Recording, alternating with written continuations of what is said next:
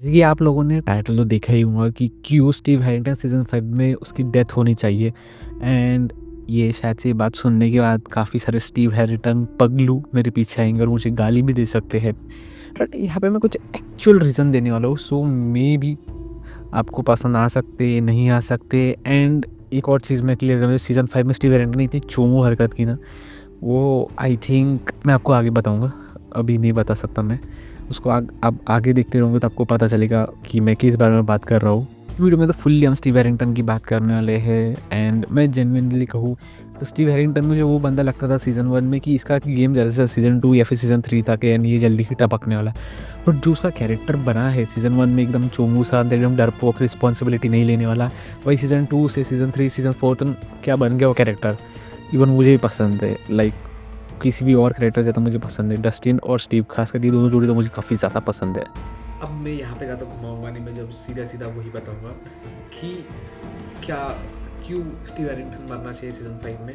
वो है कि हम अभी थोड़े से 5 कैरेक्टर लेते हैं। एक पकड़ते हैं डस्टिन को, Nancy, Jonathan, robin and Steve. ये टोटल 5 कैरेक्टर लिए हमने। क्या हो अगर डस्टिन मर जाए? ऑब्वियसली डस्टिन मरने के बाद उसके जो फ्रेंड्स हैं, लूकास, माइक, 11, मैक्स, उनको बुरा लगेगा, ऑब्वियसली बुरा लगेगा। एंड कहीं ना कहीं जो ऑडियंस है मुझे भी बुरा लगेगा। बस यही एक आउटपुट है। उसकी जो गर्लफ्रेंड है, मुझे याद नहीं आ रहा क्या है उसकी गर्लफ्रेंड का नाम, डस्टिन के, उससे बुरा लगेगा। वो इसकी जगह पे अगर रॉबिन मरती है तो रॉबिन मरने का इतना कुछ इम्पैक्ट क्रिएट ही नहीं होगा, बिकॉज मोस्टली उसको स्टीव को ज़्यादा अफेक्ट होगा एंड डस्टिन को। बाकी वो इससे ज़्यादा क्लोज किसी से भी नहीं थी। ज़्यादा से ज़्यादा सी वो एक क्लोज में थी अपने विल के साथ, वो भी सीज़न 5 में हमने देखा, बस उतना ही, उसके अलावा कुछ भी नहीं।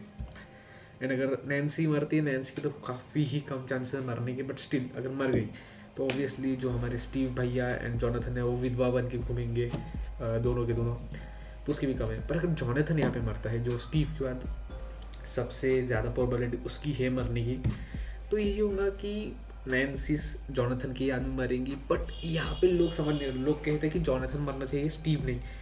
एंड वहाँ पे मैं कहूँगा कि जोनाथन नहीं मरना चाहिए, बिकॉज अगर जोनाथन मर गया तो स्टीव का कुछ फ़ायदा ही नहीं होगा ना, ऑब्वियसली। जोनाथन मर गया, नैन्सी जोनाथन की याद में रोएंगी, एंड स्टीव का यहाँ पे कोई फ़ायदा नहीं है। ना स्टीव जॉन नैन्सी के पास जा पाएगा, ना रॉबिन के तो ऑब्वियसली पता है क्यों नहीं जाएगा, रीज़न तो आपको पता ही। तो यहाँ पे कि नैन्सी जोनाथन के लिए रोती रहेंगी एंड वही उसकी याद में देखते रहेगी, इमेजिन करते रहेंगे हमने कितना अच्छा टाइम ये किया। विल अपने भाई के लिए रोता रहेगा, बस वही होगा। बट यहाँ पे अगर स्टीव मरता है तो एक हाईएस्ट प्रोबेबिलिटी क्या होगी कि वो नैन्सी या फिर जोनाथन बचाने के लिए खुद सेक्रीफाइस कर दें खुद को, या फिर वो डस्टिन को बचाने के लिए सेक्रीफाइस करें। बट यहाँ पे स्टीव मरता है ना, तो ऑब्वियसली नैन्सी को भी काफ़ी बुरा लगेगा, क्योंकि नैन्सी को भी कहीं ना कहीं उसके लिए फीलिंग है स्टीव के लिए।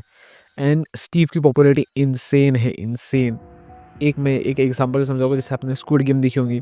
स्क्विड गेम में जो प्लेयर 456 था ना, मुझे ज़्यादा से ज़्यादा उसकी उम्मीद क्या थी कि वो आके कोई अपना नेक्स्ट टूर के लिए, नेक्स्ट टूर का रहा हो, अपना नेक्स्ट सीज़न, जैसा वो कहते नहीं कि जैसे काफ़ी लोग कह रहे हैं स्क्विड गेम का एक अलग यूनिवर्स बनेगा, उसमें जो हमारा प्लेयर 456 है वो अंदर स्क्विड गेम को रोकने को जाएगा।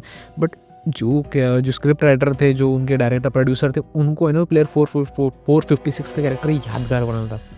एंड उन्होंने वही किया, उसका कैरेक्टर को एंड कर दिया। एंड जेन्युइनली कहूँ ना, मुझे उम्मीद नहीं थी, एंड मुझे जेन्युइनली काफ़ी ज़्यादा बुरा लगा जब प्लेयर 446 मर गया तो। एंड स्ट्रेंजर थिंग्स यही शायद अपने हमारे स्टीव हैरिंगटन भैया के साथ कर सकते हैं, बिकॉज देख सकते हैं आप, अगर जोनाथन मरता है तो नैन्सी जोनाथन की याद में रोएंगी, ना वो स्टीव को पास आने देंगी, ना किसी और को, और ना हमारा स्टीव भैया, ना रॉबिन के पास जा सकती, बिकॉज रॉबिन तो ऑब्वियसली पता है क्या रीज़न है क्यों नहीं जा सकता है। तो यही रीज़न है कि स्टीव हैरिंगटन को एक तो किसी के लिए सेक्रीफाइस करना, या फिर नैन्सी के लिए सेक्रीफाइस हो जाएगा, या फिर उन दोनों के लिए, नैन्सी एंड जोनाथन के लिए। यही मेरा रीज़न है कि क्यों स्टीव हैरिंगटन मर जाए, बिकॉज उसके पास इंसेन पॉपुलैरिटी है। एंड वो कैरेक्टर उसका बिल्ड काफ़ी अच्छा हो गया, मतलब लोगों से काफ़ी रिलेट हो गया है। एंड वो जो भी कैरेक्टर देखे ना स्ट्रेंजर थिंग्स, सबसे रिलेटेबल, बस एक थोड़ा सा हॉपर जॉयस से इतना नहीं हो क्लोज, बट जो जो मेन है, जैसे माइक, लूकस, मैक्स, 11, एंड जो भी हमारे विल वगैरह, उनके साथ काफ़ी ज़्यादा क्लोज उनके साथ रहा है। उन लाइक उसको कहते हैं बिना बेबी सीटर वैसा रहा है, तो वो काफ़ी सबसे क्लोज है स्टीव हैरिंगटन। एंड उसको अगर मारते हैं स्ट्रेंजर थिंग्स 5 में, उसकी अगर डेथ होती है तो काफ़ी इंसेन, लोग मे भी गाली दे सकते हैं स्ट्रेंजर थिंग को क्यों मारा, बट उसका कैरेक्टर एक यादगार बन जाएगा यार, जैसे प्लेयर 450 से यादगार बन गया था कैरेक्टर, वैसे ही उसको एक अच्छी एंडिंग मिलेंगी। एंड लोगों के दिल में हमेशा सज़ा करेगा। तो ये मेरी चीज़ है जो मैंने बताया, ये मेरा ओपिनियन है बाय द वे।